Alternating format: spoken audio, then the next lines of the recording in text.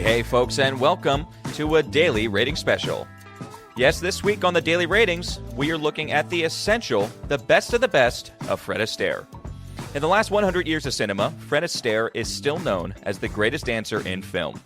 And in fact, not just for film, because Fred Astaire is regarded as the greatest popular music dancer of all time. He worked on Broadway, especially in his earlier years, and acted in TV and made 4 major television specials towards the end of his career. They garnered him many Emmy Awards also. But today, we're looking at Fred in film, because after more than 30 musicals and a dozen of them covered on the podcast, Vincent Daly is rating and reviewing Fred's essential and best films. So if you'd like to see and really get an idea of who Fred Astaire was and what just makes him the best, then take some time and watch these films. So it's going to be a great special, folks. Vince has done all the homework for us, so all we have to do is stay tuned and enjoy.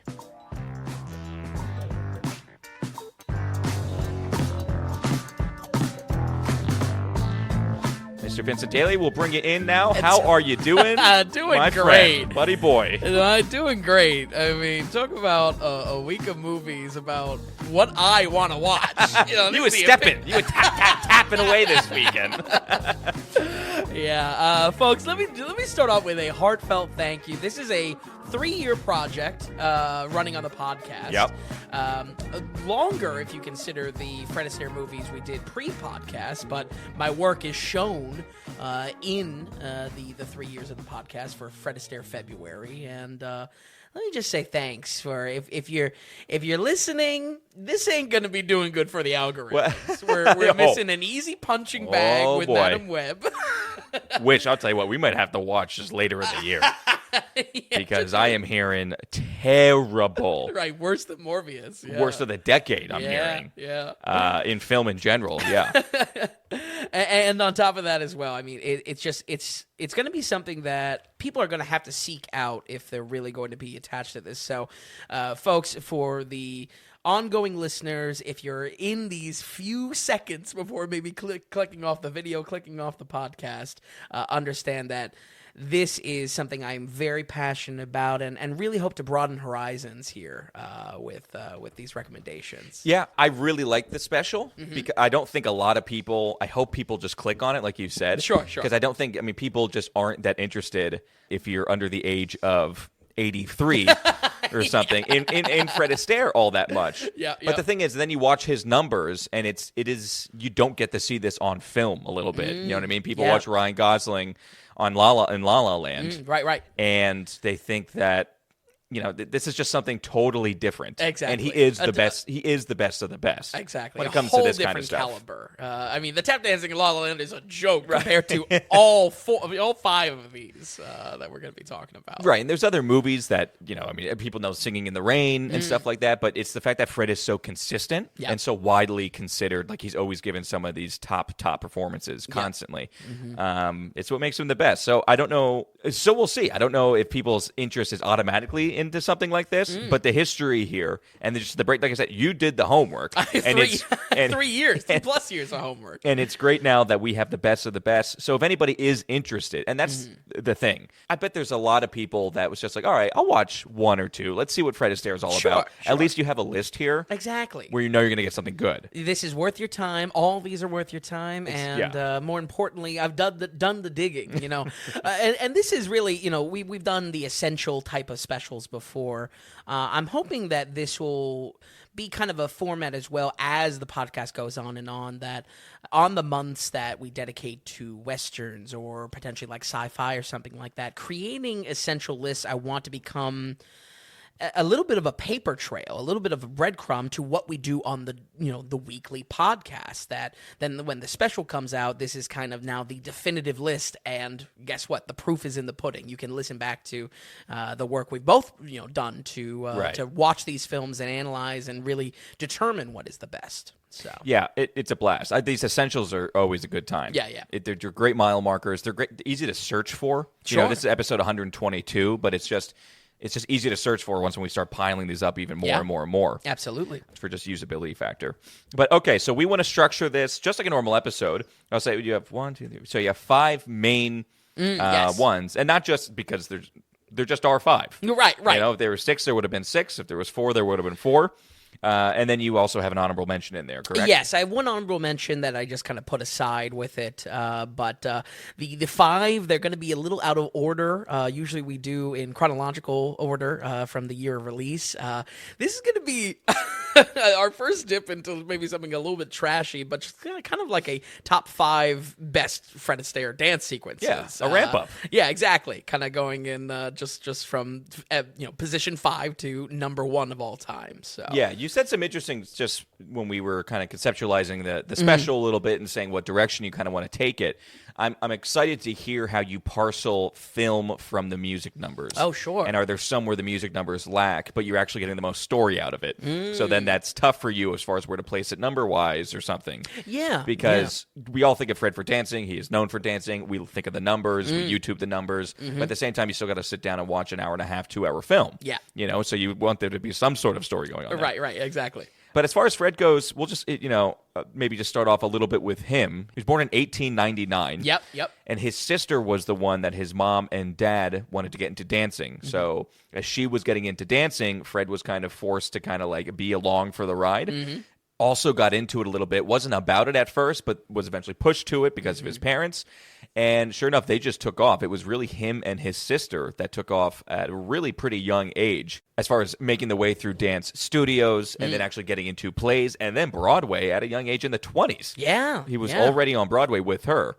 And then very much, it was fun to do the backup research on him. And then watch one of the films that I did because it almost follows exactly what actually happened in their actual life. Oh, really? Okay. So, but that's how Fred got it. Fred started with his sister, Adele. Yeah. And then she ended up marrying a lord. Oh. And then kind of just getting away from the business. And Fred never got away from it. Yeah. And was married for a brief period until his wife tragically died from cancer and was single for most of his life. He got remarried in 1980, I think. Wow. But he just is and was the dancing man. Hey, really, he's a dancing fool. That's what he is. His looks, we'll start there. Sure. Because he never looks young, in my opinion. we covered the film last week, and it was like one of his earliest roles he was supporting. Yep. He looked younger and smaller. And I noted that he looked younger, but even watching these 1935 films, or 36, he always just has an old man kind of face. He really does. But he's like goopy. He's got a goopiness to him and just a flappiness. And it's like, this guy was born for this. Born to dance. It's like you look at Shaq and it's like, that guy is basketball. This guy's meant to hold a basketball. And you look at Fred Astaire and it's like, there's nothing else this guy could do. But that's when people were flirting this idea of a Fred Astaire biopic and Tom Holland, no less, being the choice. I just can't. I really can't. That's a little heavy. Shameful. I just could not imagine anyone filling this role just because of how unique the physicality is. I think the singer Pokey Lafarge. Oh, maybe, who you kind of like. Yeah. But other than that, I think goofy looking dude as well. Exactly. Yeah. I think we are going to get a Fred biopic. It's not that Tom Holland stuff is not real, right? I think it's real, but I think it's all up in the air. Okay. So I hope it does. Oh, just like Uncharted was for 9 years with Tom Holland. I'm assuming it's going to happen, especially since some of the rights are up. Sure. With him, I forget what they're called, the copyright rights. Or something with the family. Enter into public domain. Right. Yep. So I think that we are going to get stuff. I hope that they actually try to get someone like just go out of Hollywood a little bit, much like a Dominic Sezza for The Holdovers. Yes, get someone in Broadway. Get a dancing talent first, I would say, is my best recommendation. Will that happen?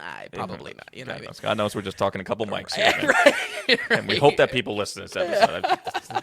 Right. This is good history here. Even that's not guaranteed. But yeah, I think for me, Fred Astaire always looked like those old pictures that get colorized of like the Great Depression, where these children in these don't know. When you look at these old pictures, children look older. Like, children look like they've been through some shit. Yes, they look like very small adult people. Yeah. So when it comes to Fred, I mean, I don't know, maybe malnourished when he was young in the, in 1910s. I don't know. He's an interesting looking dude, but I find the charm of his dancing, and I don't know, I'm obviously coming very biased because I'm a huge fan. I feel like he's able to overcome that in some way. So much so that when he's next to some other comedic talents or musical talents, he actually seems like the more charming one. I think him next to Bing Crosby is perfect. No way. No way. So, would you like to revisit literally impossible. Would you like to revisit your hot take on Bing Crosby that you think he would make a 1 year early? Because I've been listening back to my old reviews now. So 1 year earlier, if what are the qualifiers? If James Bond was 1 year earlier and made in the States, 10 years, okay, and made in the States, Bing Crosby would be the first choice. You know how ridiculous that so ridiculous. And I'm coming to He's such an orator. Like he's such a not James Bond. So, folks, if James Bond was made in 1950, if Dr. No came out in 52 instead of 62. Yep. And it was made in the States, and for serious, not like the early Casino Royale they did. Sure. I think that Bing Crosby would have made a good Bond. A good Bond for the 50s. Yeah, all right. I'm not saying he's going to be like, you know what I mean? If we're in that time frame, I think he would have made a good Bond. And I'm sticking to it. I agree it's ridiculous. I love that. I agree it's ridiculous, but I still defend that position. It's a very unique hot take. Fred Astaire having more charm than Bing Crosby? Absolutely not. Truly impossible.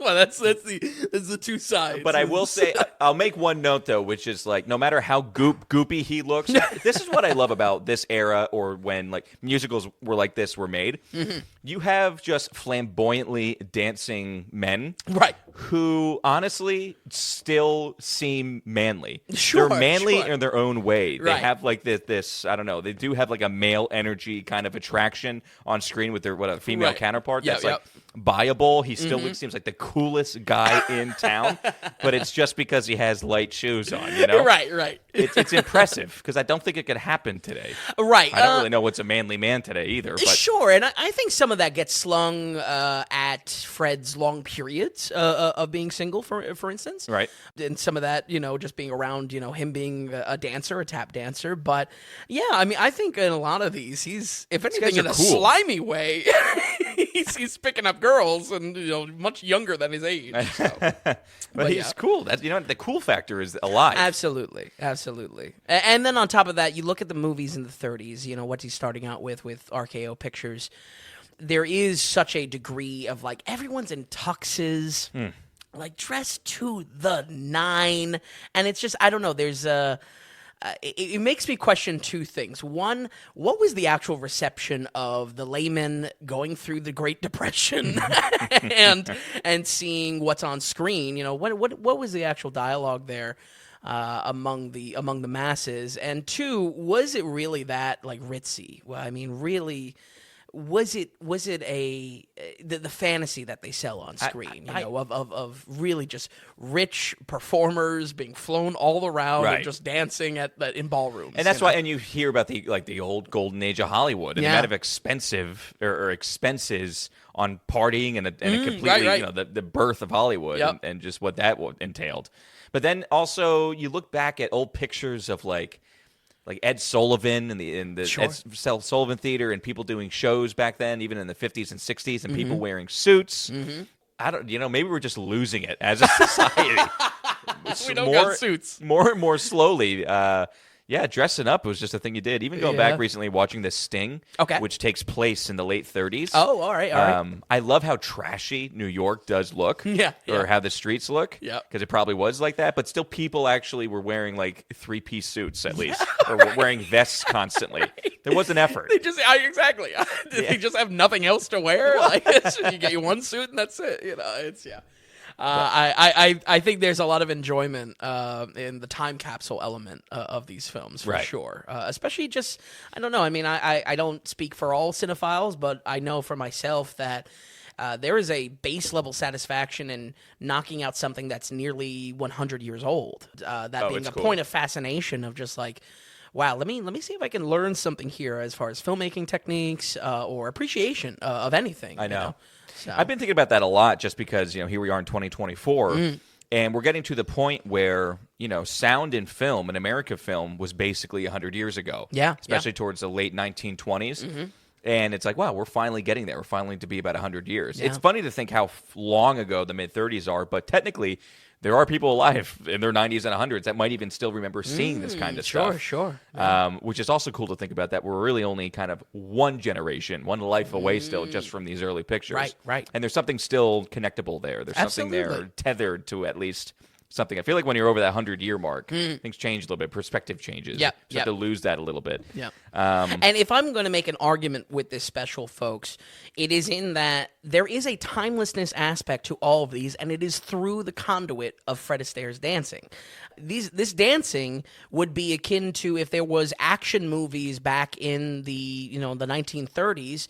If that action held up, if the martial arts or the choreography of those sequences held up, that would be where I'm coming from with these Fred Astaire sequences. Yeah, we don't have dance movies now like this, or musical comedies as they were almost a dime a dozen. Right. But when it comes down to how these films hold up 100 years later, 90 years later, watching them, the dance doesn't age. The dance is the action. It is the momentum in the story. And though everything around it can be, I mean, some of the jokes in these old films are like, hey, you got cuffs on your trousers? They're like really old. I'm telling you, the actual performances themselves, that is what that's the timelessness. The talent is real. Exactly. Exactly. And that's why I think it's worth studying, and certainly why I am such a huge fan of Fred Astaire. Yeah, so. It's just a joy to watch. Yeah. So I watched 2 of these. Okay. Which is pretty good, I think. And so let's get into it right away. Like you said, we're not going chronological as far as when they came out. Let's go from basically worst to best. Sure. You want to start with the honorable mention? Absolutely. Yeah, sure. Go for it. So, folks, our first honorable mention, and really our only honorable mention, I should say, is the movie Blue Skies from 1946. And a la our Godzilla episode, this is going to be something that I'm just going to cover real quickly just to move on. Not that it was necessarily lacking a full review. More so is just a necessary piece in me kind of understanding things. This movie was the only outlier, being something I put aside last year because of its potential for the special, and largely that it has to do with it being solely our only Fred Astaire film in the 1940s for the episode, for the special. And also gives us a nod to the collaboration Fred Astaire had with Bing Crosby, Tom's favorite. The movie is structured as a love letter to Irving Berlin, a master composer of the early 1900s that we have touched on in the past for Fred Astaire films, and we'll touch on again in this special. But in that, it's more about his songs and a variety of talents paying their respects to the man, despite him living to 1989. I mean, this dude was old. Yeah. This dude was old. The standout segment here is Putting on the Ritz, of course, which stands to be kind of an upgraded version of Fred's routine in Top Hat, both written by Berlin, and, of course, something that we will cover later on in the special. Still a wonderful solo spotlight for Fred Astaire, but pretty much the only one we get in the whole film. Actually, Tom, this might be something to revisit when we finally cover White Christmas eventually, because the songs and how they're performed here match almost to their entirety what we see in White Christmas, and sharing that composer as well. So still worth your time for a watch, still gets a rating, but moving on to the real highlights for the special, we're going to go ahead and give Blue Skies a 70 on the dot. Oh, we're starting pretty good this week. Pretty good. I didn't think you were going to rate that one this high. Especially because you had talked a little bit about this one pre-recording. Yeah, it also kind of isn't a movie. It's like a collection with some narration over it, but that was just kind of a styling back then. We covered Ziegfeld Follies not too long ago. Yeah. Maybe actually about 2 years ago. But when it comes to that, sometimes these musicals back then, they were just playing with the format, or maybe they just didn't know the rules, So. Oh, yeah, or making their own rules. I mean, Yeah. it doesn't matter at that point. I went on and just watched Bing's numbers, essentially, for this one. Right. Bing Crosby is up there. It's funny. I never compared him as far as, like, Bing's my guy, and how I feel about him is your Fred Astaire. Okay, sure. Bing is right in line and equal to Frank and Dino for me. Okay. That's how very high regard. Very high regard, like the guy. Very high regard. Great James Bond. So let's go ahead and jump forward. Now, this is our true kind of essential film here. We have 5 for this Fred Astaire special. And we're going to jump to 1953. This film is called The Band Wagon, directed by Vicente Minnelli. Yeah. So get into it a little bit, set the film up, and why does it deserve to be a Fred Essential? Yeah, so The Band Wagon, very late in Fred Astaire's career, or at least latest from what we are covering here in the special for these 5 films. Vicente Minnelli worked with Fred Astaire back in 1945 on Ziegfeld Follies, something that we covered on an old episode of the podcast if you want to check it out. And honestly, let me say, folks, that I'll be referencing a lot of the previous films that we've talked about on the podcast of Fred.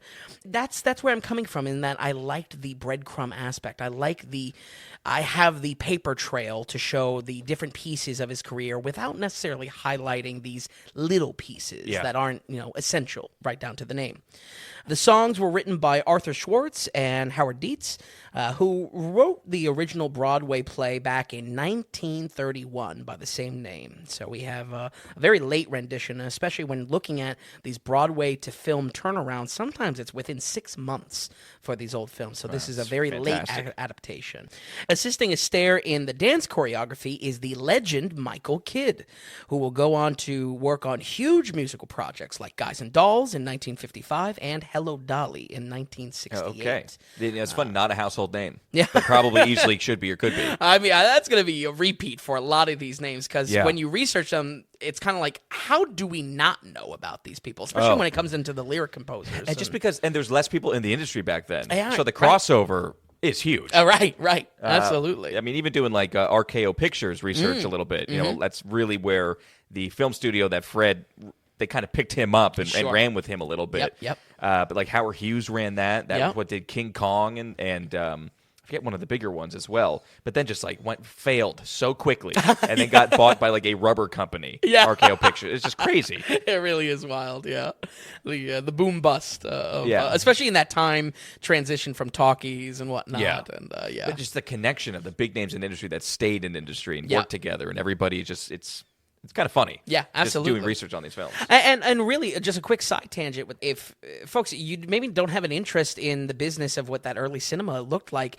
if you have any interest in the movements and the drastic movements sometimes of the early video game industry, it's kind of parallels each other that as makes far sense. as who's falling, who's surviving, and that being a fascination point as well. I would say, interesting enough, being the latest film in this special, Fred really plays a washed-up performer who had a movie star career but is looking to get back into his theater roots. Coming back to New York to star in a new musical theater production by a prestige director played by Jack Buchanan, he finds that he might not be the best fit for the magic rhythms of Fred's legend. The story becomes a bit meta with this, staging Fred as a Hollywood relic, much like his real life by the time 1953 rolled around. Sid Charisse plays the current hotshot ballerina working on Broadway and is awkwardly paired up with Fred's performance in a play not suited for either of their talents. They bond over the train wreck of the production and how it's looking to be. They turn it around to create something that is true to themselves and what the masses really want, a feel-good musical comedy. I would say the first half of this story is a bit pulling teeth. It's not exactly enjoyable to see Astaire beaten down, and so much humor is based off of the crackpot ideas of this director making a musical comedy into something it was never meant to be. I would say the turnaround of the story allows for the second half of this film to be packed with musical performances as the play drastically transforms from an artsy theater experience to a rip-roaring variety show. And I honestly think this is where this film has a lot of value as a musical. Even on a rewatch, we get some truly great performances from everyone involved. And though audiences' eyes are on Sid and Fred, supporting performances from Nanette Fabray and Oscar Levant are really solid as well. In fact, the American Film Institute ranked this number 17 on their list of best musicals of all time, which I found shocking in research of this. So. That's very good. Yeah, Yeah, I mean, that's right. As far as how I want some of these reviews, or rather all these reviews to be structured, it is about the dance. Just if we were going to do an action special, I would say, hey, these are the segments that you need to see. This is the jaw-dropping points. The time till dance, is the TTD, is what I want to focus on. And for this one, it's about 14 minutes in with an uplifting sequence called Shine on Your Shoes. All over this film, we get solo spotlight dance sequences Fred is known for. If there is really a trademark to Fred, it's these conceptual, playful solo sequences where he takes a dance routine and he elevates it by interacting with something or inserting some sort of visual comedy into it. Grabbing something from set. Right. He's very good at that. Exactly. It's a little bit of storytelling to it, but it's more than just a dance sequence. I would say for the Band Wagon, it's great because he's able to bring a lot of concepts and ideas to life, especially with how late in the career it is.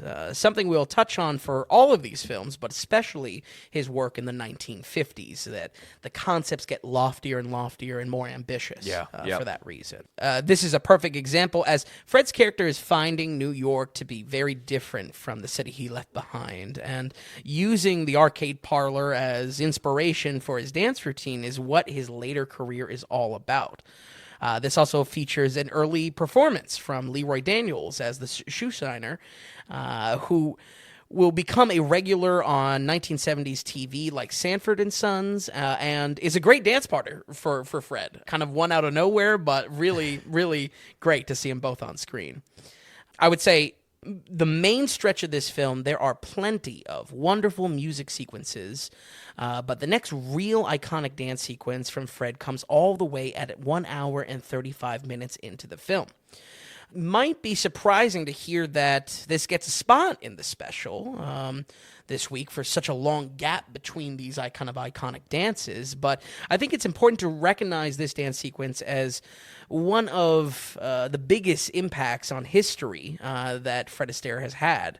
The track Girl Hunt casts Fred in a moody noir piece draped in a light gray suit that will be instantly recognizable as a doppelganger to Michael Jackson's legendary music video Smooth Criminal, and is a direct inspiration of that. Okay, interesting.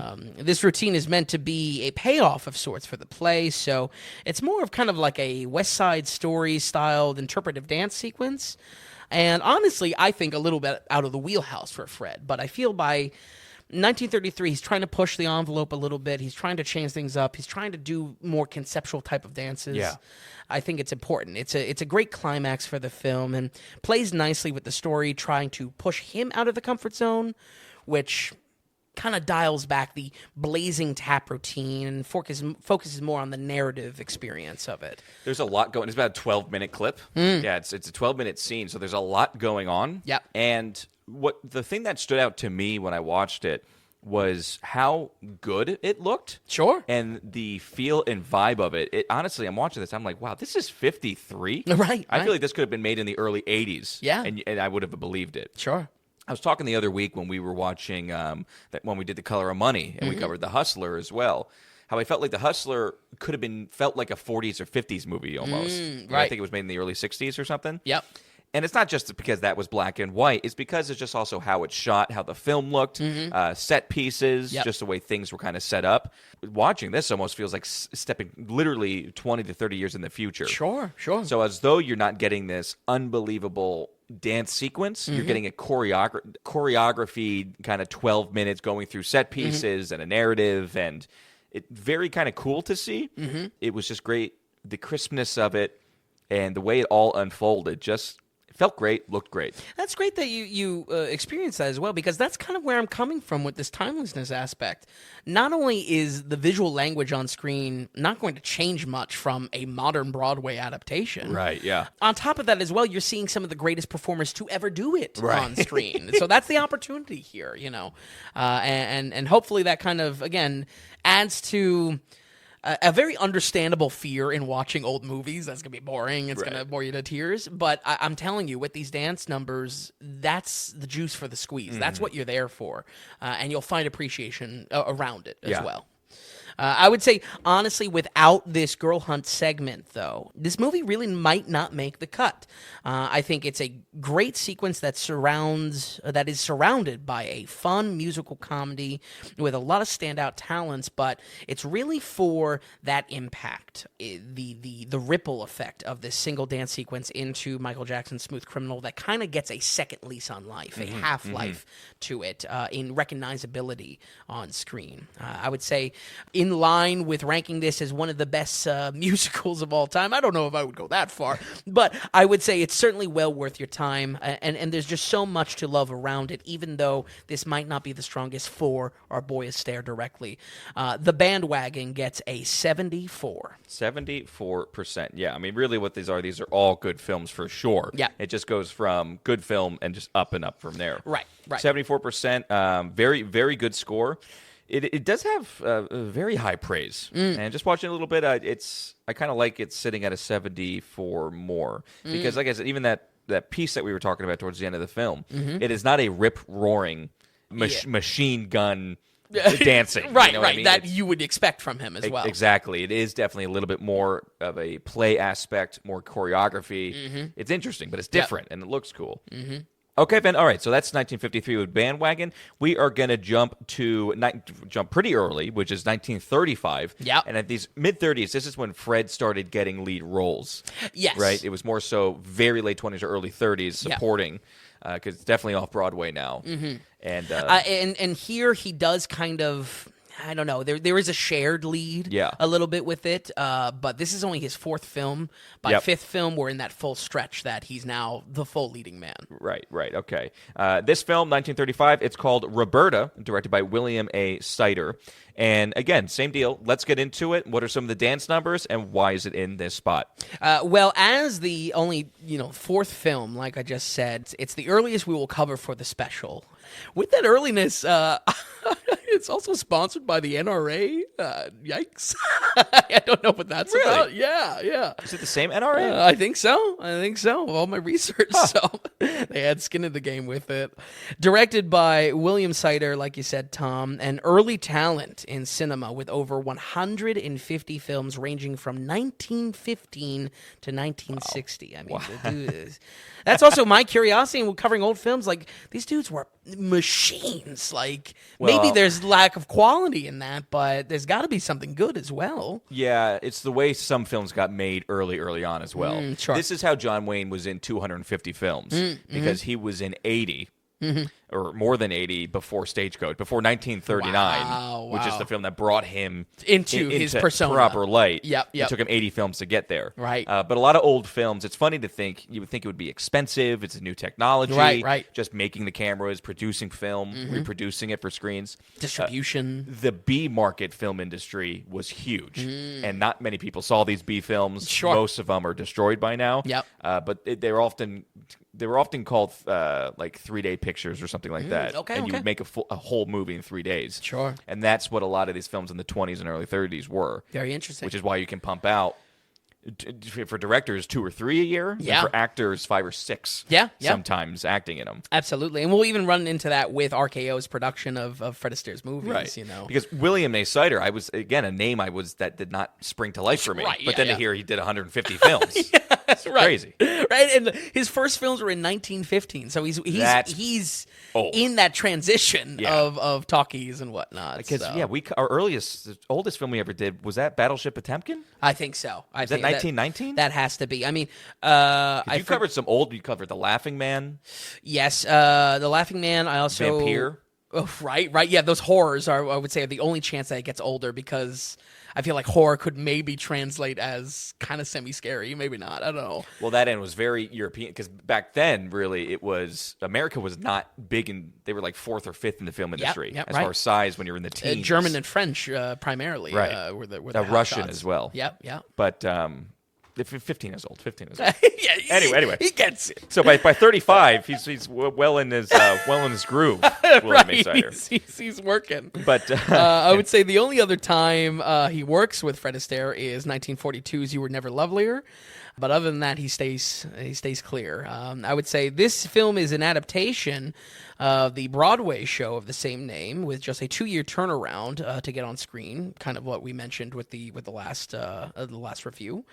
Largely, this is because the story is filled to the brim with smash hit songs at the time, including "Smoke Gets in Your Eyes," "I Won't Dance," and "Lovely to Look At." The latter two, I'm sorry, it's "Smoke Gets in Your Eyes" and "I Won't Dance," equally #1 hits in the year that they came out. oh wow, okay.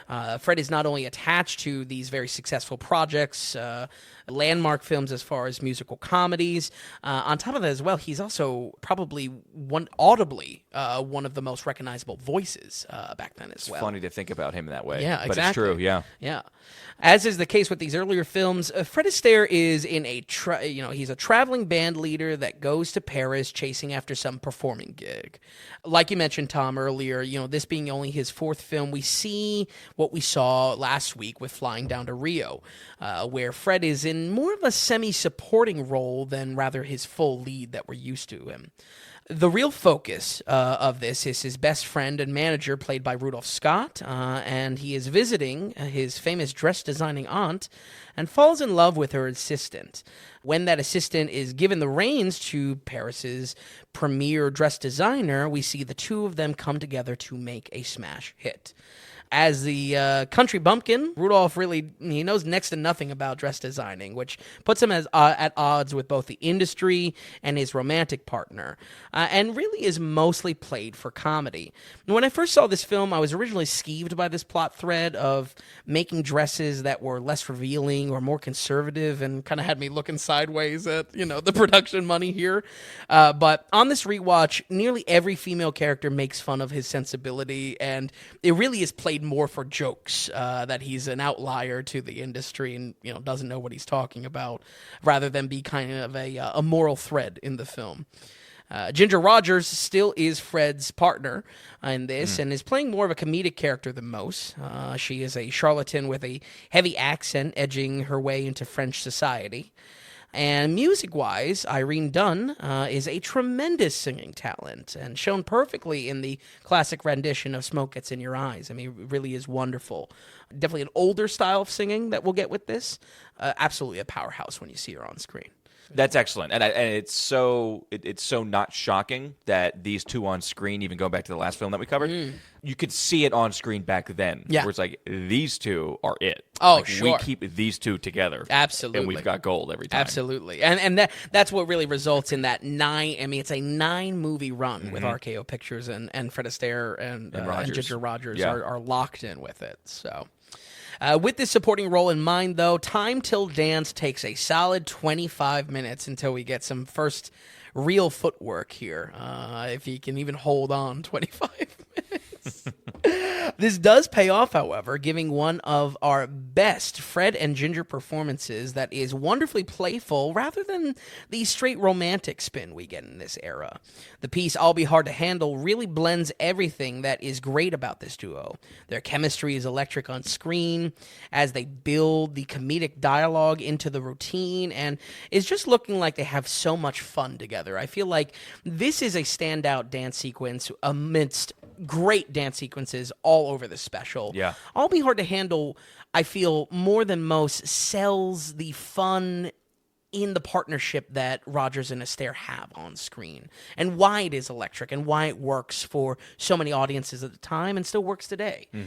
Dance-wise, this is a great example as well of the musicality these two are able to make within the tap routine, the tap adding and elevating the song so much, a concept we will revisit for our top spot with, of course, Rogers and Astaire, as it always is. I would say the next standout is about an hour and 10 minutes in with the classic #1 hit at the time, I Won't Dance, alongside a great reprise at the very end of the film. I mean, just an incredible solo performance from Fred. Not quite at the peak of his spotlight dances where ideas are blended into the dance. This is still very early. Right. But being this early, you can see him playing around with the conceptual choreography of it. Again, always kind of blending some sort of comedy into it as well. This also sports some of the fastest footwork on the list, which is notable because all of these are already such a high level. I Won't Dance is really, really some of the lightning fast footwork he's able to put out on screen. So once again, like with all of these, even if you don't watch the film, watch it on YouTube. You know what I mean? The effect is overall the same. I would say it's 90% held up. It's awesome to watch. And then the fact that we're a movie podcast and a lot of people are just into film a little bit more, it's cool to watch for film, you know, and to get the idea of, you know, what was being made even as far back as 35. Right. Absolutely.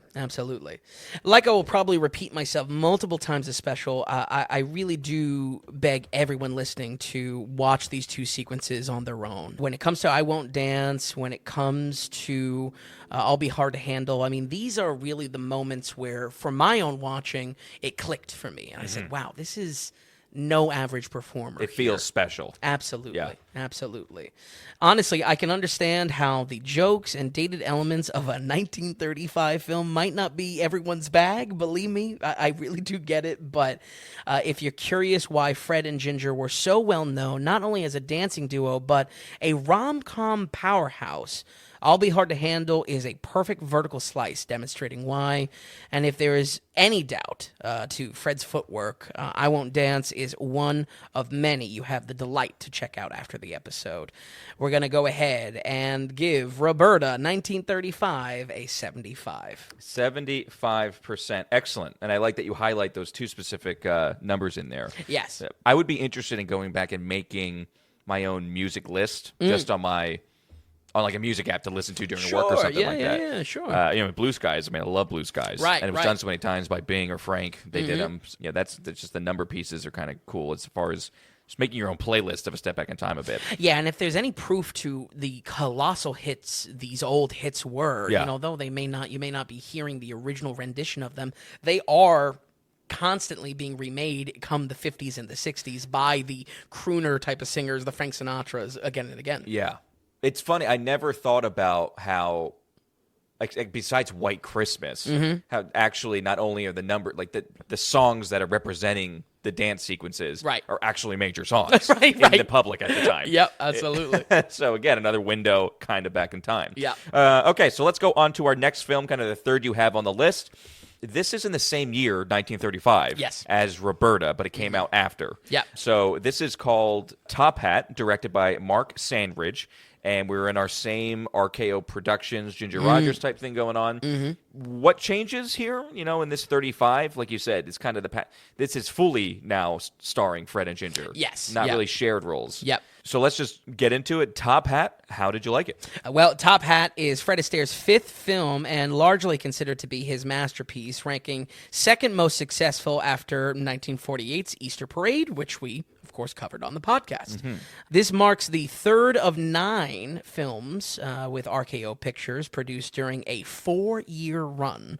There's some of that, maybe quantity over quality, where Astaire is partnered directly with Ginger Rogers time after time, compounding their charm on audiences. I feel like why this duo, or at least in part, why this duo has such a recognizable pairing and such a grasp on audiences at the time is that they were probably bombarded with these pictures. I mean, 9 pictures in a 4-year run. Yeah. It's kind of inescapable in ways. Also, just what you did back then. If you were an actor, you acted. Right. You didn't have your project for the year. And you could on some productions and stuff, but you even go back to old TV in the 40s and in the 50s and 60s. Yep. The deals that the contractors you would sign is for 35 to 45 episodes for a show. You are not, ball and chain. Not 6 episodes or 13 or even 25 like sitcoms in the early 2000s. Yep. It was just kind of what you did back then. Yeah, working man. Absolutely. Very much. I mean, honestly, I always think of a present-day Nick Cage. Everyone was a Nick Cage back in the day. Yeah, for real. For real. And Nick Cage is also such a fan of old films. It's probably where he's getting his playbook, you know. But yeah, director Mark Sandrich accounts for 5 of those 9 films with RKO, without a doubt being our most recognizable face when looking at Astaire's career. He also becomes a link between Bing Crosby doing 1942's Holiday Inn, covered on the podcast once again, and our honorable mention for the special, 1946's Blue Skies. So a little bit of a link there between him and Bing Crosby.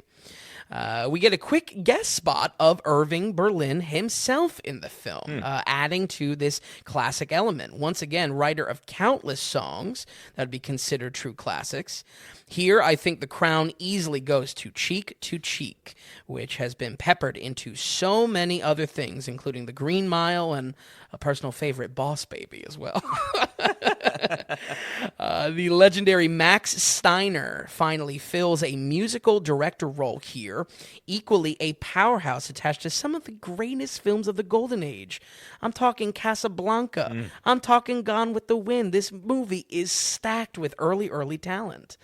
Honestly, that is a lot of damn prestige behind this film. So when people call Top Hat the best Fred Astaire films, I'm okay with that. Yeah, you're not mad about it. I think they're wrong, but I'm cool with it. You know? I think it's totally fine, and Top Hat has the pedigree to really earn that crown. In Top Hat, Fred Astaire plays a hotshot dance performer in London.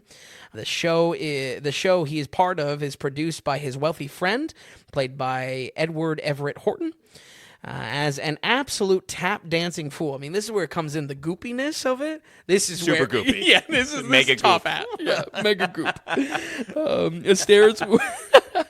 Astaire wakes up his soon-to-be muse, Ginger Rogers, and tries to win her affection in any way he can. Their romance proceeds without a snag until a faux pas mixes up Ginger's understanding of who Fred is and who his married employer is, and something that can clearly only be cleared up with dancing. That's the arc for the film. You know, these old films, they're a lot simpler. The term screwball comedy is something I had to familiarize myself with. You know, we came across what was the slasher? It wasn't the slasher. Oh, splatter film. Splatter film. Splatter flick, yeah. Screwball comedy was a term or genre that basically was the styling of rom-coms back then in the 30s and 40s. And it's what I always make fun of in these movies, the good old, I didn't love him, but now I love him. Right. You know what I mean? That's a screwball comedy, apparently. Wow, so. I mean, I know the term, and it's always just thrown out in modern day. Yeah, just right. a dumb comedy. Sure, right. Like, back then it was maybe a praise. Right, you know? right. Yeah. I think why this ranks lower for me from what many call the very best is in that old rom-com structuring. 1 year later, and Swing Time has much better comedic timing and visual gags that all outrank the type of high society humor pulled off here. This is where I was coming from and saying, like, what did the masses think of all these people in tuxes and whatnot, you know, in the Great Depression? Like, I think it was because not everyone was affected by the Great Sure. You know what I mean? I feel like it's an interesting disconnect of what's going on screen and not showing really the reality. Think about when you watch a Bond. Sure. And Bond goes to the lavish parties, or he sneaks into, Right. You know what I mean, to the ballroom stuff, or in the tux events. We're not there. That's true. We're sitting in an apartment with on a creaky table, talking on 2 mics. You know what I mean? So true. We're definitely not in tuxes, folks. I was gonna maybe ask Tom to rent a tux for the special, but you know, if we're not doing it for the daily ratings, if we're not doing it for the Tom Daily. Donations are low. Maybe next year. Nothing in the tux fund. I would say the romance as well, while cute, is a little frustrating in its slippery plot of misunderstandings. You know, I get it's all lighthearted, but when something so simple can be cleared up with like 3 words, it loses me a bit. And sure. I think that's also what I hope to bring in kind of balancing. You know, this film has perfect scores across the board, probably since the scores were written in the 60s or the 70s and then, you know, hacked up for the internet. Yeah. I'm telling you that this film is aged, and that's all right. Yeah. But we're not here for the rom-com. We're here for Top Hat. when it comes down to the iconic dance sequences here. I wonder if this gets a boost because you have such big names, like all of the names attached to it. Right, all of them. Is it just like, well, we got to just, you know what I mean? There's critics at the time. There's newspapers critics at the time. Of course. And some radio stuff kind of birthing in this era. They could just be almost a little bit of that. Yeah. You know what I mean? I and then agree. that just carries through the decades. Absolutely. They're kind of swooned by the production, which is, I feel like it's equal, it's worthy of that praise, but, you know. For sure. The age is going to show on this one. Absolutely. Top Hat, out of probably all of the 5 on this special, shows its age the most. Really? Absolutely. Okay. Well, I have a note for next film. Fair enough. With one exception, I would say I really love the character actor Eric Blore as one of the many faces rotating in these 30s RKO films. I would say something about this character actor, his lispy high society routine gets a laugh out of me every time I revisit this film. And I really wish I recognized more stuff he was in. He becomes a part of he actually becomes a voice actor in some later animated projects, kind of some alt kind of Disney animated projects. Yeah. But he's not in a lot. Well, I mean, he's in a lot, but a lot of that lower just. Who knows, you know? For the birds, as you would say, Vin. Yeah, absolutely. So he was born in 1887. I really do love him comedically. I feel like he just works when he's on screen. But yeah. The TTD on this one is 8 minutes in with the wonderful song Fancy Free, performed by our main man, and giving one of the earliest and all-time great meet cutes for Fred and Ginger. Him tapping on the ceiling and cracking the tiling, falling into her bed is great, and really just so early on you can tell that the roots of the rom-com are born in these kind of musical comedies. It's cool to see, yeah. Absolutely. 40 minutes in, we get our title sequence, though, and Top Hat, White Tie, and Tails is no doubt the first mark on film history Astaire truly has. It is a fabulous demonstration that Fred's dancing goes beyond one styling, and rather he makes these conceptual solo sequences show his real talent in a different way, specifically in a way that no one has done before and kind of rarely has done since. After absolutely killing his tap routine in this, the backup dancers return to the stage for him to elevate the routine, and again, in these concepts, these ideas, and shooting them all down with his cane. This kind of Tommy gun aspect is a great example how Astaire often uses punctuation in his tap dancing in both musical and comedic ways.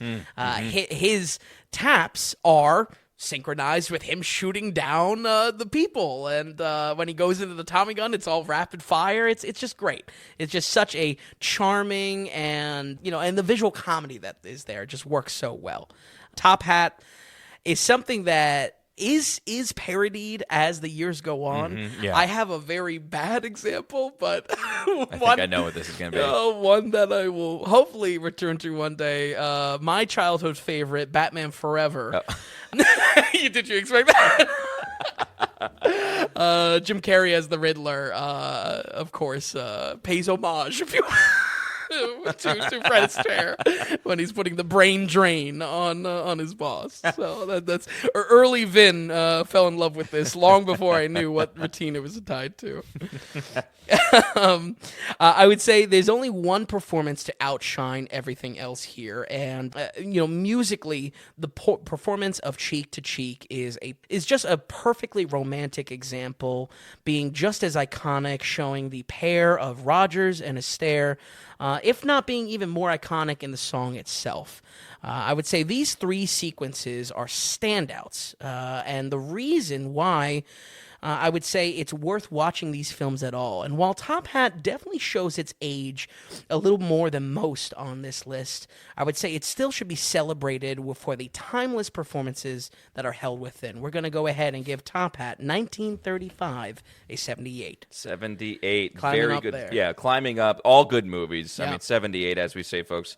always 78's a very good movie. Yeah. That's what 78 well worth means. your time. I feel like we might actually get some listeners that maybe we never actually had before. Sure. Who actually care about Fred Astaire. Maybe so need an explanation. yeah, of the so scores. 78 is very good for us. Yes. When you're in the 80s, we kind of say you're in must-watch territory. Yes, absolutely. When you're over 85, I mean, that's true. Like great cinema. Yep. Not easy to get in the 80s. So 78, a very good score for Top Hat. And if you're interested, folks, check out those 3 numbers that Vin was just talking about as well. Absolutely. And you can even see that the frequency of how many dance sequences or the spotlight are kind of increasing, and that's what I kind of wanted for the list rather than going chronologically. Excellent. Okay, so we are jumping from 1935, and we're jumping to 1951. I watched these next 2 films, so these are the 2 that I watched. And first of all, I like that we've got 2 50s on the list that we like. Yep. It's just add in good stuff for the 50s. Love it. Yep. 1951, this is Royal Wedding, directed by Stanley Donen. And let's get into it a little bit, Vin. Well, okay, here we go, because now we're into some heavy hitters here, folks. These last 2, I would say, are what you watch Fred Astaire for, and once again, it is primarily for the dance sequences held within. Like you said, Tom, directing here, Stanley Donen, and while this is only his 2nd feature film of all time, he will go on to helm some of the greatest musicals in the coming years. This includes the famed Singing in the Rain 1 year later in 1952, a movie I look forward to covering next February. And in 1957, linking Fred Astaire with the lovely Audrey Hepburn in Funny Face, getting a solid 70% when we reviewed it originally on one of the, I think it was year 1 Fred Astaire February. Yep. You see what I mean? I like the breadcrumbs. I've done my homework. The proof, that the math test of this, I showed my work. You did, absolutely. You got a great score. You even did Towering Inferno, which Fred Astaire is in. Right. Of that's course. on the site as well. Of course. No one's going to say you didn't do this. I'm aiming to take the throne. I don't think anyone is saying they're the expert of Fred anymore. Oh, you can take the. I think I'm taking the. You can take it. You can take it. I'm usurping it. It's yours. And additionally, of course, I would be remiss if I didn't mention him continuing with Hepburn in the 1963 classic Charade, which kind of stretches out of the musical comedy, but definitely still in comedy. My focus on our director holds more weight than most, however, because where Royal Wedding might lack the huge musical hits of others on this list, it excels in its filmmaking. Okay. In a moment, we'll talk about the technical marvel that they were able to pull off with a spinning room, but all over this film, creative set pieces are able to flourish with Astaire's late era choreography ideas. He's always able to do something interesting here, and I really do think there's a great collaboration here between Fred and Donen. Fred fondly spoke about the routines on this film as ideas he had dating all the way back to the 1920s when he first started getting into dance. Yeah, that's cool. So it's really great to see these numbers come to life on screen and sets the bar even higher when no one was even close to beating out Astaire. That's a good point. Yeah. He really was. He was a man chasing his own tail almost. He was the guy in first and second place. Absolutely. Yeah. And when it comes to, I think, the expectation for these films, again, in the Band Wagon 53 and this in 51, he's already kind of being cast as a little washed up. So why I love Royal Wedding so much is Fred could have easily just been paraded out, do some tap, and everyone clap for it. Right, yeah. He is taking this and he's saying, no, I want to do what I've never done before. And by the 50s, the technical marvels he's able to pull off with Donen as a director and other assistants in choreography, that's why this is the number 2 spot. Because it is the epitome of these trademarks of Fred Astaire, where he's taking concept and his usual high-caliber dance sequences and putting them together. It's so true, too, because especially with like the spinning room scene, it's like, we had to wait till the 50s. They couldn't pull this off. Right. In Royal Wedding, I always said the Royal Wedding. It's actually just Royal Wedding. Yeah. We get Fred playing an older brother to his younger sister, played by Jane Powell. They both are leads in a performing company that get invited to, you guessed it, the royal wedding in London. This takes place during the actual 1947 royal wedding of Queen Elizabeth, at that time just a princess, with Technicolor footage pulled of the real event spliced into the movie. Mm-hmm. This wedding plot makes the movie much more romantic as a musical than a musical comedy that we're used to, and definitely for almost every other entry in this special. But siblings fall in love with partners during their time, and our musical sequences are largely comprised of seeing their theater run that has a place during this wedding season. I would say right off the bat, I really enjoyed the Big Brother spin here a lot, and it avoids some of the creepy age gap you see in other Astaire movies at the time, him being 52 by this point. Yeah, Jane Powell, I think, is around 22-ish. Right. 23. And so perfect as a sister, well, maybe not perfect. That's a pretty significant age gap. Yes, but okay, I need to make this note, though. Sure. As much as I feel like Fred always kind of looks like an older guy, now that he is a bit of an older guy, because of his goopiness, his lankiness, like he's in shape. Yep. I buy him almost as the older brother to Jane Powell. Sure, yeah. There's like a 30-year difference, and yet I can believe that it's only maybe 15. Right. You know? Exactly, yeah. And Jane Powell, so young, by the way, she lived till pretty old. She only passed away in, like, September of 21. Wow. Almost got to see Doom Part 1. But out of left field, slightly tasteless as well, Tom. But I'll take it. What are you talking about? No, but no, I think Jane Powell. It's just great. You know, some of these people. Again, we feel like these movies are so old. Sure. Lost to time almost. But people they're not. Exactly, they're not. By the way. Fred's romance in the film is Sarah Churchill, yes. An actual daughter of Winston Churchill. No way! The third kid and like second daughter to him. Wow. And I'll say Sarah Churchill plays an age-appropriate love interest here. Really works to a realistic romance. I think she would be 37 at the time, from my calculation. Okay. The only thing lacking here are these romantic dance numbers, which is understandable for audiences wanting that out of a Fred Astaire movie. So I get that, but not having Fred paired with a romantic powerhouse that is also a dancing powerhouse. I mean, it's what all the movies chase that aren't the ones where he's paired up with Rogers. I feel like maybe you would like that more because since Jane Powell playing his sister, that's the dance duo here. Yes. And I don't know if you enjoyed that more or it got us out of the I didn't love him and now I love him type thing. Sure. Even though the story kind of surrounding this was I didn't love him, now I love him. Yep.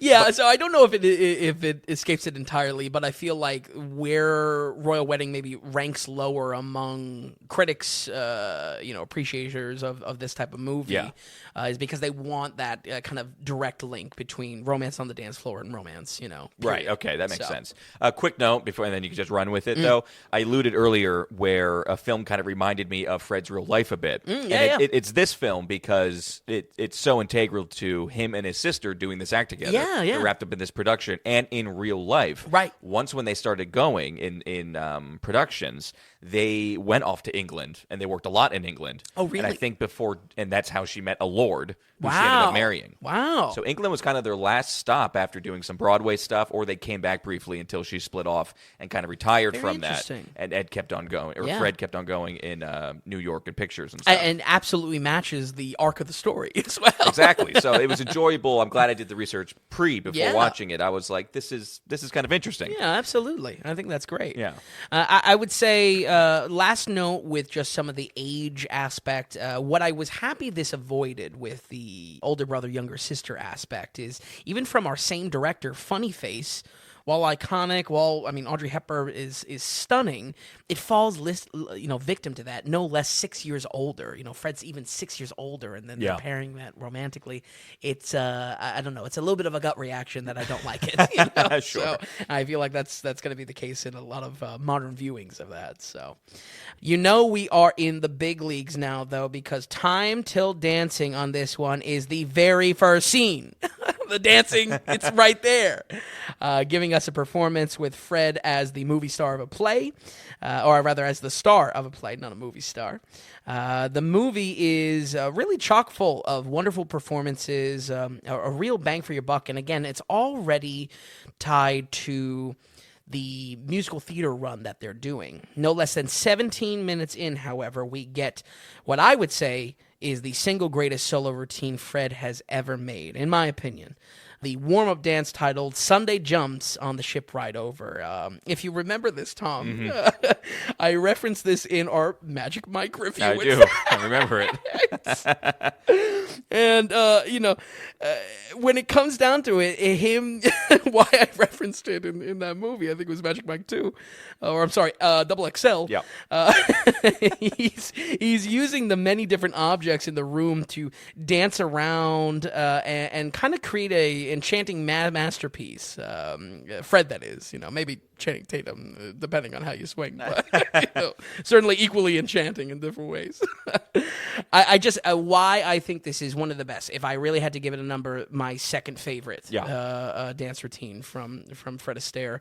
I just love the storytelling that he has in this dance. He proposes to the coat rack as his partner, or rather his missing dance partner for the practice, isn't strong enough to lift it, and then the dance is training to get strong enough, and it's just the best. Sunday Jumps is a must-watch on its own. I mean, it's everything that kind of blows your mind when watching this performer on screen and just seeing how much and how polished it all is. That's the thing. It's a very, I'm not going to say it's simple, but it's like you're not having multiple sets run through. Yeah. There's not background or anything. It's him with basically a few objects in an empty room, but it's the slickness and it's the smoothness that he's able to do it, where it's like, oh, okay, I can see why this guy's one of the best, or considered one of the best. It's right here.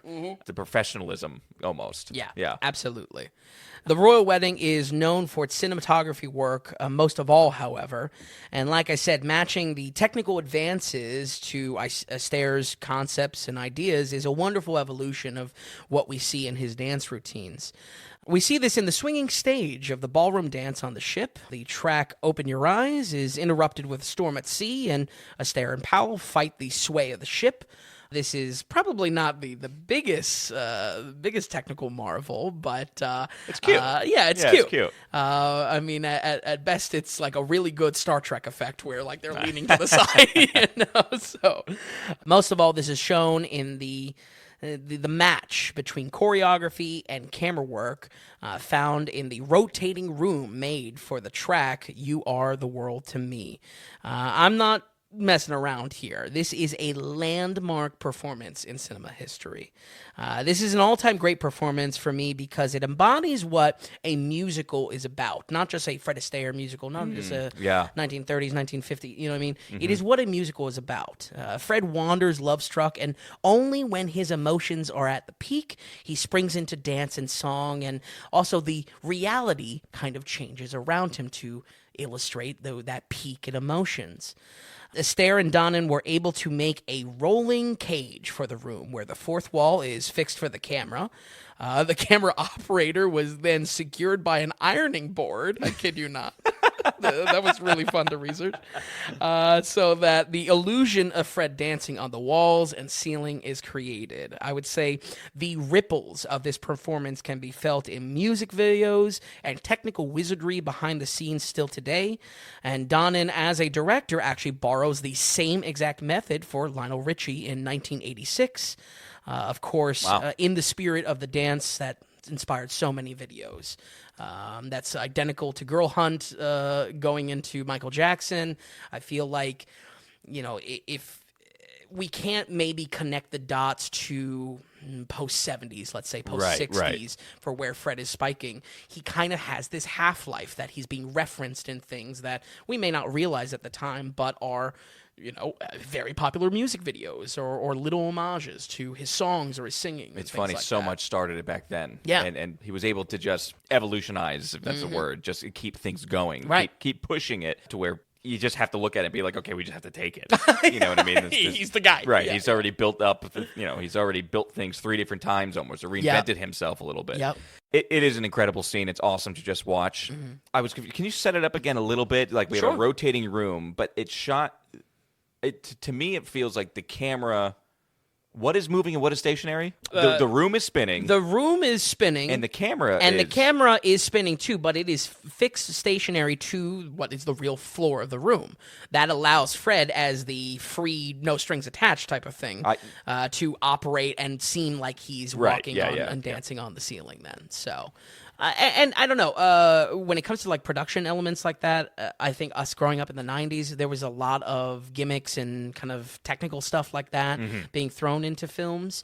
It's shocking to me how good it looks. And then on top of that, how much Fred is able to flourish on screen and still provide like a really amazing dance number. My expectation would be that the dance would suffer because of the gimmick, but we see the execution being, I mean, pretty much perfect when it comes to it. It's so true. The execution is huge. I think he gets it perfect. Now a little bit like it's not 100% perfect as far as like maybe some camera jiggle. Right. Or Yeah, something. because it was on an ironing board. Right, but it's the fact that it holds up that good still. Yes, The fact that it's that good, it's almost perfect, is the shocking thing. Yeah, Because no matter what, you're watching this film, you're watching a film from 1951, it's just like, oh, they're doing it. Right. There's no cheating. Right, doing it. yeah, there's no CGI to cheat, I mean, the closest thing they would have is probably like, like stop motion miniatures, Ray Harryhausen stuff, but Right. no, yeah.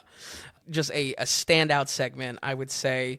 The takeaways for Royal Wedding is Sunday jumps, absolutely, and You're All the World to Me. I mean, really just the standout segments. And like I said, there are a lot of dance numbers in this one, and... One of my favorites is when him and her sister, where they got the New York accents. Oh, yeah, and they're kind of like ribbing each other. Absolutely. I love that one. Yeah. They're wearing bright yellow. Yeah. Absolutely. And apparently that's a play on kind of a Gene Kelly type of thing as well. Oh, okay. All right, cool. Which is interesting. I mean, that I'll have to do the homework for. We're getting into Gene Kelly now. So I would say all these dance numbers lifts the film out of a bit of a mediocrity in its romance plot. I would say it is the caliber in these sequences that this earns your attention. And even if it would just be a smaller collection of these dances, mainly these main 2 ones that I'm highlighting, I would still consider it a must-watch. We're going to go ahead and give Royal Wedding 1951 an 80 on the dot. 80, we are in the 80%, a great score. I've really enjoyed the movie. I'm surprised you watched this one. Why? I don't know. I'm pretty sure you said if you're going to watch some, you should watch this one. Did I say that? Okay. I think that it's been a blur. I'm glad I watched this one, I will say. Yeah. In fact, I only watched 2 of them, but just where you're landing on them, you're talking about them. Since I watched the top 2, this I think is my favorite. I'll let the cat out of the bag a little bit there. Really? Okay, I'm okay. not going to give these Tommy Two Shoes, so nobody get off the edge of your seat. Enjoyed both films, but this one I think just had a little bit more for me. I don't know really what it was. But of course, we can get into our next film a little bit. That maybe held it back, I love the what you uncovered as far as the appreciation of kind of mirroring his life. Yeah, I mean, definitely. no less down to even like the locale of where he was. Pretty cool. Yeah, pretty cool. I agree with you too, where it does take a step back when we get into the romances a bit. Sure. The film slows. Yeah. The film slows. It feels a little bit like a different movie. Yeah, and it's more so. I feel like it's missing the third head of comedy. I mean, there's some like kind of cutesy, funny moments, but it's like the New York agent on the telephone, like just ridiculousness too. Do you know who that is? I don't know. That is the racist senator from Finian's Rainbow. Okay, all right. Well, and in this one, he plays a ridiculous person. Yeah, also. he plays the American agent and then his English brother. Yeah, and yeah. Basically, the jokes are essentially just them hitting each other with like catchphrases and turn of phrases. Yeah, it's very much like, oh, you're British and I'm American. Right, yeah, you know? that's it. Yeah, not for the comedy, but again, I just feel like with all of these. The dance sequences, they're elevating the film so much. Yeah. Much like any kind of, I don't know. I don't want to compare it to action too much because obviously that's a ridiculous kind of take. But it really is a physical performance in the way that you're seeing how it's meant to be portrayed, and also it's timeless because of that, because it is the performer specifically. I love that. And I'll make one more note, too, with just this. Jane Powell, since we don't really see her anymore in this episode, I thought she was great in this role. Oh, yeah, absolutely. I thought she was really good and held her own as well. And that Sarah Churchill, his love interest in it, there's specific shots where she looks so much like Rosemary Clooney from White Christmas. Yeah. George Clooney's aunt. Absolutely. To a point where I was like, oh, that is her. And I was like, wait a second. Yeah. Great movie. Okay, Royal Wedding, 80%, Vin. Very, very good. We have one more to go here, folks. We're going to jump right into it. We're going back to the 30s. This is 1936. Vin, this is at the top of the list. This is Swing Time, directed by George Stevens. And set it up a little bit, and why is it your number one, Fred? Well, folks, by my experience, this is the very best Fred Astaire film. And I would say it's that because it is the best of the 9-picture golden age of Fred and Ginger. Many in the research of this, throughout my appreciation of these films, many would point to Top Hat as the very best, but I feel like this movie overcomes the kind of frustrating romance in Top Hat, and definitely the lack of comedic beats in Top Hat. Swing Time being kind of the best of all three in the pie of music, comedy, and romance. Directing-wise, George Stevens is a bit of an anomaly, covering a mix of musicals and dramas until he hard pivots into westerns for his remaining years. He goes on to reunite with Fred 1 year later in 1937's A Damsel in Distress. Not a stellar entry, with us giving it a 66, but the real notable entries later in life are his two Western classics. 1953's Shane stands as a landmark in depicting hero characters on screen, and even though watching the film, I don't know, we kind of found that to be a little bit lackluster. We watched it. We were so excited, too. The funny thing is, especially because, like, what we're finding... You're finding that you may actually like Westerns. Right. Some of the Westerns we don't have too much covered, but the ones that are highest rated, I don't consider to be real Westerns. Like Johnny Depp's Dead Man and such, the killing of Robert Ford, whatever. Yep.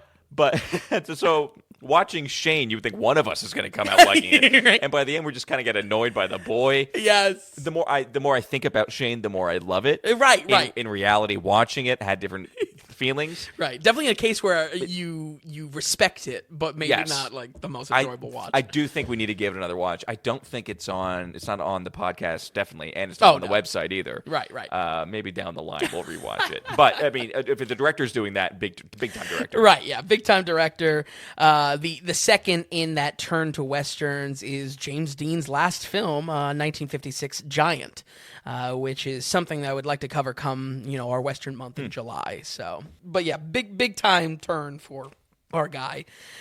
For the music in this film, it shares the talent with Roberta and brings back Dorothy Fields, an equal legend among the early influential music theater talents.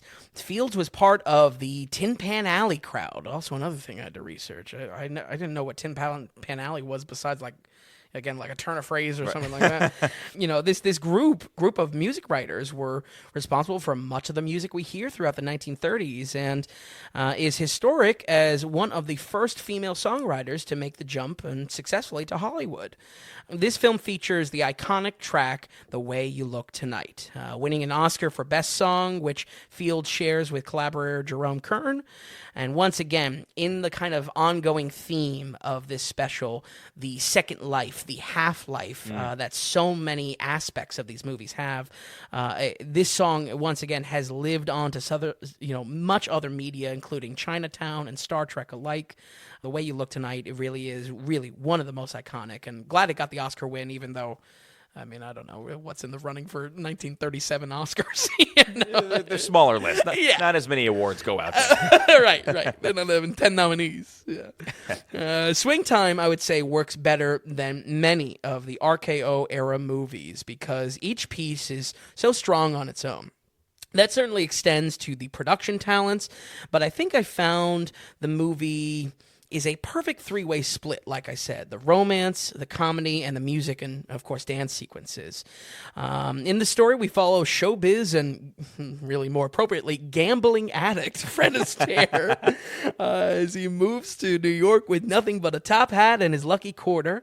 The goal is gambling his way into earning $25,000 to return home and win the affection of his wealthy sweetheart.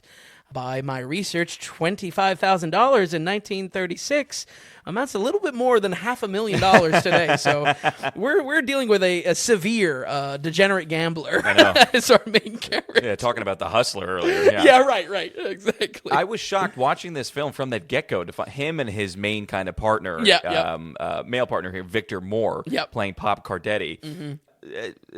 Scumbags. Yeah. It's kind of slimy. Just a little slimy, especially his crew in the beginning. Oh, the crew. I almost was annoyed. I was like, yo, this is messed up. Like, this is, I don't know, why is this so lighthearted in a comedy? Right. I'm not enjoying this almost in a way.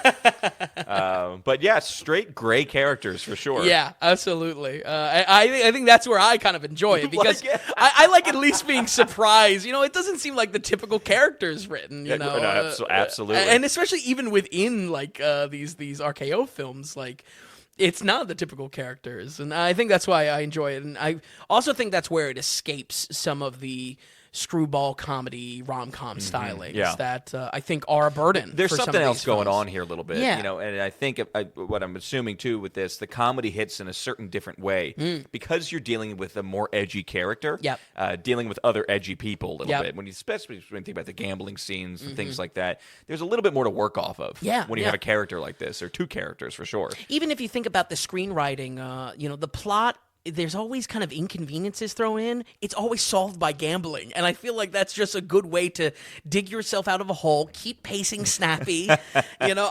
It solves problems. You solve problems both by dancing and by gambling in this. Which is just like such a wrong lesson to take away from the film. Just make sure you have an ace of spades in your pocket at all times. Right. As per usual here, though, he does stumble into a meet cute with Ginger Rogers through her attempt to escape him. It does lead him to her job, a dance academy. The two are locked together from there forward, but have to balance this awkward issue of Fred's engagement, as quickly he wants to earn less and less money to spend more and more time with his new love. As far as 1936 jokes are concerned, this includes making fun of suit trousers with no cuffs, calling World War I the only war, which is surreal to experience. So don't get me wrong, I would say this dated element, if anything, my same critiques to Top Hat, it's definitely still here a little bit. But I really think the comedy works both in performances and setup of many jokes paid out throughout the film. The whole thing has a subtlety to its comedy. I really think the oddball jokes work here. This could easily be critiqued in that same type of screwball era, or what critics would call kind of contrived to it. But I think the humor comes out a lot in varied places, most of all visual gags that are peppered throughout the runtime and made some of the funniest moments to the film. I really don't feel like it's all on the back of cracking jokes, especially when those jokes in the edit of these old films are always the last thing before the screen fades and we go into the next screen. Right, we're just setting up one punchline after another. Yeah, it's true. It is a sharper script and wittier for that reason. And to be honest with you, that's why, or another reason why I like White Christmas so much, is because of the script is so sharp. Yeah. And for this, it's there. Again, this wasn't my favorite of I did like Royal Wedding better. Sure. But this did have a flow that felt different than a typical old musical. Right, exactly. And it's nice. Both from the depiction of the characters to how they're cracking jokes, the supporting performances, the foursome of their crew. And again, visual gags. I won't, over compare to something like Airplane or something like that, but I feel like there was an idea of just packing as much in as possible and working in that way. Yeah, I think so. I would say performances are what holds up most, though. And in addition to Rogers and Astaire being charming, we do get two other supporting actors that make a solid backup to their routine. Victor Moore and Helen Broderick are faces we see in other RKO movies of this era, but here strikes such a chemistry bouncing off each other on screen. Yeah. Helen has the smarts to Victor's kind of dumb drunk routine, reflecting both of their vaudevillian roots of the 1910s. And where other films I would roll my eyes at pulling attention away from Fred, here they add to this like misfit plot that where like degenerate gambling is the only way forward. Like it works. It works. It really the works. foursome, I think, is almost key to the film. Yeah. And it's good that these two aren't almost, I don't want to say throwaway characters, but when you look at a royal wedding, the love interests were not strong. Right. They right. were not the strong part of the film. Yep. This doesn't take away, it adds, having these two as actual strong supporting characters. Yeah, absolutely. Nice. And I think the payoff is pacing. I think it's a key factor to why this works much better than... I mean, if I'm being fair, in my opinion, the other films, even within the special, complications are always being thrown in. And while most of the time they're solved with gambling, it keeps things breezy. And before you know it, boom, right next to another phenomenal dance segment. Right, so, right. I mean, if you really view your skin in the game of watching these movies as only the dance segments, I feel like this movie stands above the rest because... it's snappy. The pacing kind of, if you will, makes the menacing go down. Before you know it, you're at that next phenomenal sequence. So this one I was worried about, swing time, that is. Yeah. I was worried about for two reasons. One, we'll definitely get into in just a moment. But two, because of my bias to this comedy. So I specifically invited someone over that definitely not into these movies. Definitely not into these old movies, not into dance movies, not into Fred Astaire. And actually, it surprised me of the comedic beats working. And most of the time, that relied to Victor making a funny voice, or even them like using a setup from the earlier film and then using that as part of their hustle in it. But I'm glad that part paid off for me because did you let this person know they were being used as a test rat? Definitely not. Definitely not. Do I know this person? No. So as far as that goes, that was an important factor for me because I really wanted to, with this one specifically, I mean, I really do love this movie. I want to overcome bias as much as possible. And after so many Freds. Oh, sure. That's the big thing. You know the formula. Right, that's exactly. The thing, yeah. Yeah. For the last time here, folks, time till dancing on this one is once again the very first scene. Fred is giving us some quick taps as he's leaving the stage. However, our first real standout is only 25 minutes in and shown in the terrific track, Pick Yourself Up. I love this dance. This is the number one dance sequence, I would say, in all film. Wow. I have actually, really? I love this dance so much. I have a cheap, like, Hollywood picture of Fred and Ginger dancing. That, like, you buy on like a boardwalk or something like that. I would say in the semi-trashy rankings of all these dance segments for the special, this is without a doubt number one. I feel like it encompasses everything that there is to the duo of Fred and Ginger. And it's what I want out of that cinematic pairing. I would say the musicality in their tap dancing and how it evolves, the song is wonderful. The comedic setup, the dancing having some slight stakes to the plot. And most of all, the turn of hatred to romance, it's all perfection. Okay. It's what these dance segments, and specifically the romantic comedy duo of Fred and Ginger, is all about. And you said 25 minutes in. This is the one where they're just at her studio in the beginning. Wow, that's your favorite. Absolutely. I think touching and important, and it's a great point of hitting. It's a turn in the two characters' relationship and chemistry. Yep. I wasn't expecting that, though. I would say it's probably, it. I mean, I don't know for sure. We've actually covered a lot of rom-coms and looking back at some of the older episodes of the podcast as well. I can't say what is a top meet cute for all of cinema, but this is up there because she hates his guts, but is just he saves her job through the power of dance, and then they're amazing dance partners together, and it's so romantic in the sense that kind of everything is thrown up in the air, and really none of it matters anymore. I would say even down to Eric Ballore running at the end is just such a funny little beat. And clearly was just them getting the scene back to the other characters, but I just love it. It's just such a great sequence. I would say if there is one dance to watch, folks, either on its own or what I would encourage definitely within the film, this is the one that you watch because I feel like it gets across what is the legend of Ginger Rogers and Fred Astaire. That's a good way to look at it. Yeah. This is an essential Fred Astaire special, and don't let me take away from the equal, if not sometimes better talent Ginger Rogers was as a dancer. Everything that Fred is able to do, she is able to do within these 9 films. On top of that, she's doing it in heels. You know what I mean? What's most bad. This time period, all these dance movies, Fred Astaire movie, the heels is what's shocking. I know. So while, of course, Fred gets the opportunities, and we'll touch on this actually in just a second, of the opportunities he is given to become the star, both by skill, but by the the industry of Hollywood at the time. When it comes down to that, Ginger matches him in every beat, and I feel like this is, if there's a singular dance sequence to point to, both for enjoyment, but also to kind of prove this point that she can hang with him, it's here, right here, and Pick Yourself Up. So, now I would say there is a real blemish on what keeps this film out of a true must-watch, above 85, as we've referred to. And on the website, all these scores have been posted already. Right. I still very much stand by this, but there is a dance sequence that I feel needs a little bit of context to understand where I'm coming from, and it's the dance sequence around Bojangles of Harlem.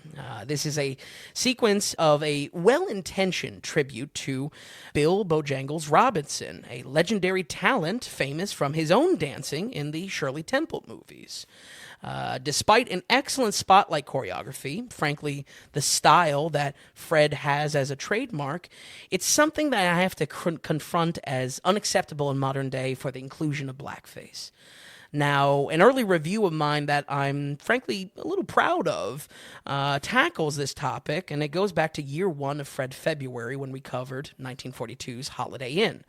On top of that, production being later in years, I argued that the presence of other black actors in singing roles, no less, made the inclusion of blackface an awkward spotlight, and questioned why they would utilize it when they clearly have other performing actors to fill that. Here, that is not the case. And while I don't deny the gut reaction to seeing the depiction on screen, and one that I experienced with, and definitely experienced with this new watcher, I still think it's important to understand the intentions of the piece. This is a fun, loving dance number paying respect to one of Fred's inspiration. Interesting. And forefathers of theatrical dance, with Bill Robinson working in dance troupes as early as 1890. I by no means am I excusing the blackface being put into it, but I feel like between the consideration Dorothy Fields put into this, what this meant for Fred to kind of pay homage to one of his ancestors, from one of his early inspirations, that's where the thought process for this blackface being included into it comes into play. Like you said, back then, looking at it in the time capsule that we're in back then, it was actually meant to be it was meant to be an homage, tribute. A tribute. Absolutely. And Dorothy Fields said that they wouldn't do it unless they could do this sequence. Isn't that funny? Yeah. because here we and are. how much it meant to Fred to pay homage to Bill Robinson, who is still alive by Right. this point. To be fair, it's not Did we like he get passed quotes away. from him at all from the time? No, he's doing a lot of musical work still, I believe, until 52, I want to say. Oh, wow, okay. But honestly, Bill Robinson's is a target that I would like to cover for future Februaries as far as covering other types of dance projects. That's cool. It's crazy that 90 years ago, this is something done in back then. I mean, blackface even back then was satire in a not good way, like an actual bad kind of bad faith satire. Sure. But the fact that this was accepted and actually a good thing to do, like the fact that she says it's funny how times have changed, right? And it's it goes to what we always talk about watching in the modern day. This is a landmine for modern day watching. Mm-hmm. Yeah. So when it comes to that, in no way am I excusing it, but I feel like the context of what this meant for Fred Astaire as the performer doing it, is much more than when we've covered blackface in the past, which I think my reviews have been very balanced as far as trying to look at it and also recognizing that it's unacceptable. Right. Period. Right. Exactly. It's interesting, and like you said, a landmine it is. But that's honestly just knowing that does change it a little bit. Again, not to excuse it, but to put it into context and to put us back there in 1936 a little bit. Right. Because really, the scene starts one scene earlier when you see Fred putting on the blackface. It happens all of a sudden. I mean, he jumps over a chair and starts lathering it on. And it's like, whoa, what's happening? I mean, I was literally like, whoa! It really was shocking, because he goes from kissing Ginger, and it's like this big, comedic moment. It's very sweet, and then it's just like, all right, we're going gearing up, going into war, right? But good. I think that's good to touch on it, and it's a crazy thing. It's interesting to watch, but then to have to talk about it too. Absolutely. When there's so much else going on in the film. Absolutely. It's 90 years ago. It's tough to be back then, but also look at it now. It's sure. Tough. And I'm speaking realistically. It in ways scares the shit out of me to talk about these concepts. Mm-hmm. Yep. Even going back to our blaxploitation special, but I feel like. In talking about intentions, where I'm trying to approach this with is not excusing it in any way, but rather just trying to give context to why it was done in the first place, and if there were alternatives. I think in Holiday Inn's case, there are clear alternatives where it's unacceptable. So here, not so much, and where it comes into play for the intentions of both Dorothy Fields for the lyrics of the performance and Fred Astaire for the footwork. So I'll end it with this. I would say Swing Time is a film that is sprinkled across many top 100 film lists of all time, including AFI's, the American Film Institute. But without the right context, might be a sour experience for the viewer. Again, this kind of landmine aspect for the blackface. And where I hope to broaden horizons a bit with the special is to illustrate how Fred Astaire is a figure in dance and cinematic history that is constantly having homage paid to him. But clear in this film, and if anything, through this Bojangles segment, in reality, he is one of many great turn-of-the-century dance performers on the shoulders of giants. Fred is not the first to do it. And in actuality, he may just be the only one to be given the proper spotlight to demonstrate his skills. Going into the 50s, given the proper opportunities to take these ideas that all dancers probably have, all performers have inspiration for, and actually get an opportunity to put them onto the silver screen. His exhilarating tap dancing is just one of many on the shoulders of giants. And I feel like in that way, that's where Swing Time once again adds to this time capsule while also being fairly timeless, at least in my opinion. We're going to go ahead and give Swing Time 1936 and 83. An 83%, a great score. All of these are good scores, Vin. Yeah. A doozy. I'm exhausted. It's so excellent. This special serves a purpose, which is why we're doing it as well. The time capsule back in the era of like that. Time capsule back into that time, and also really giving this guy a good shake. Yeah. He is really known as one of the best dancers of all time, certainly the best film dancer of all time. It's awesome to really pick this apart and weed through it a little bit. I love the call-outs to the different dances as well. We can all kind of just go online and check them out if we want. Right. And if anyone who wasn't interested in Fred or wants to give him just a watch and see what the deal is, what the style of film was back then, you have a great list here. Absolutely. And like I said, I kind of liked Royal Wedding better than Swing Time. Sure. And that's the best part about the podcast. You kind of listen through and which one would be good for me? Yeah. You know what I mean? Which one do I want to go through and sit down? Absolutely. It's awesome, Vin. It's a lot of work. It's a lot of homework. You went through a lot of films that we've been leading up to this. You purposely kind of set these aside for this purpose, but watching it through again, the note-taking and everything, we appreciate you so much. Just a quick reminder, folks, Vin and I are doing all of this going off of what we call the value for value model. So the daily ratings, we're not going to have advertising here on the podcast where we take breaks and pitch these products that we don't actually like, but we're paid to tell you that we like them. We take all our download numbers and we try to get more and more just so we can go to advertising companies and pitch that so they give us money. We show these products. It's not a great way of doing podcasting. Everyone is doing it just about, and we think it lessens the product. On top of that, we're not going to have tier structures. $1 for you is different than $1 to another person. So we're not going to do whole tier structures or payment structures. We're also not going to have any paywalls. You don't need to give us any money just to get some access to content. Vin and I every week sit down and we do the show. We host the podcast. We have the dailyratings.com, kind of the companion piece, our IMDb, our Rotten Tomatoes, kind of what we're doing, what we're setting up. It's all out there. It's value that we're putting out. And if you're finding it valuable, if you're using the website, if you're listening to the podcast, whether you're checking in once or twice a month or whether you're listening to all 5 films every single week, that's a little bit of value to you. That's a little bit of value in your pocket. We ask you, could you give us value back in our pocket? That's why we call it the value for value. It's V for V.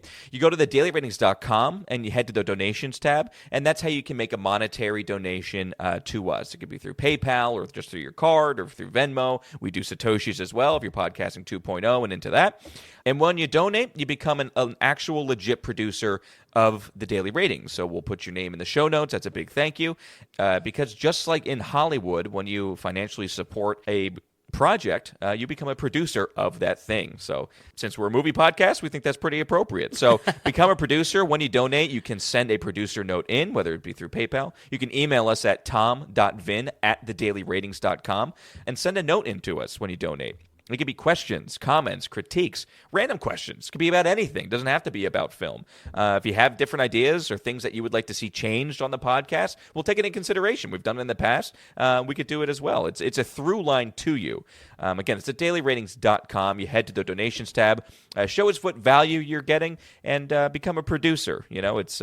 It's an idea that people are starting to catch on more and more. Some more podcasts are also doing it. It's a great way to communicate, but also just kind of start a little Daily Ratings family here. We appreciate you all so much who have produced. We hope many will in the future. And also, if you're not going to donate but like the show, hey, could you just get the word out?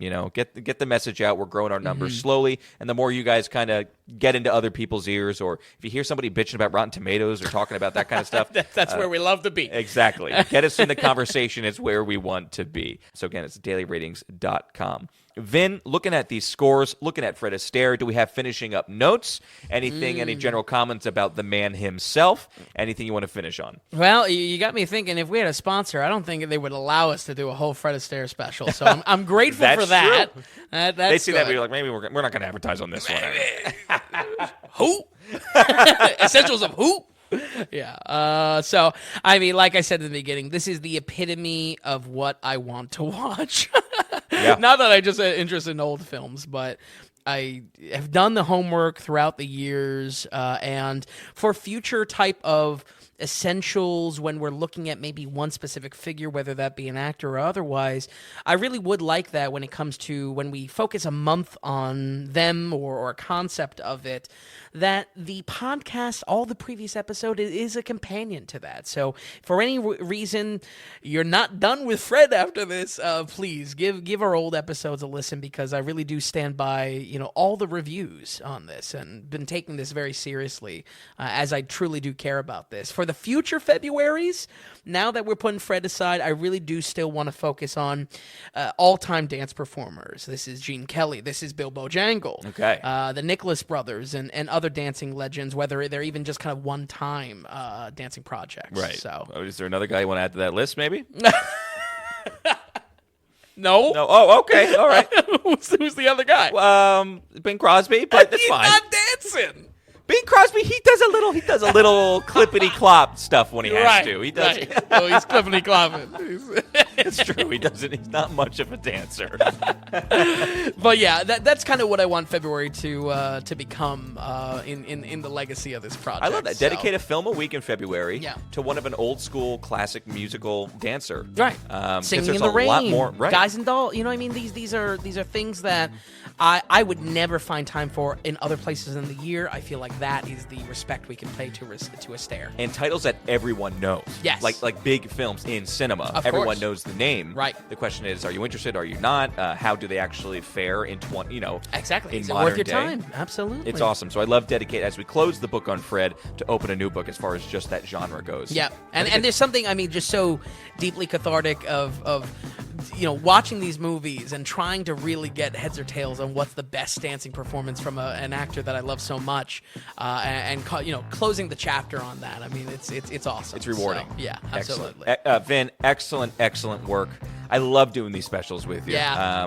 Whether it's, this is actually not as long as a lot of others, but it's a blast going through this. I love that this exists. And again, just for a consumable piece of content that people can always go back to and say Fred Astaire, and then boom, we have this essential list. It's fantastic. Exactly. I love the work, Vin. I love the reviews. Thank you so much for putting this stuff together. Thanks for stopping by here tonight. Folks at home, we're going to run this down one more time. So, as an honorable mention, we have Blue Skies coming in with a 70%. And then we have the Band Wagon with a 74. Roberta with a 75. Top Hat with a 78. Royal Wedding with an 80. And Swing Time ending things with a great 83%. Folks, thank you so much for listening to this special. We hope you enjoyed it. And like always, we are going to be seeing you next week on the Daily Ratings Podcast.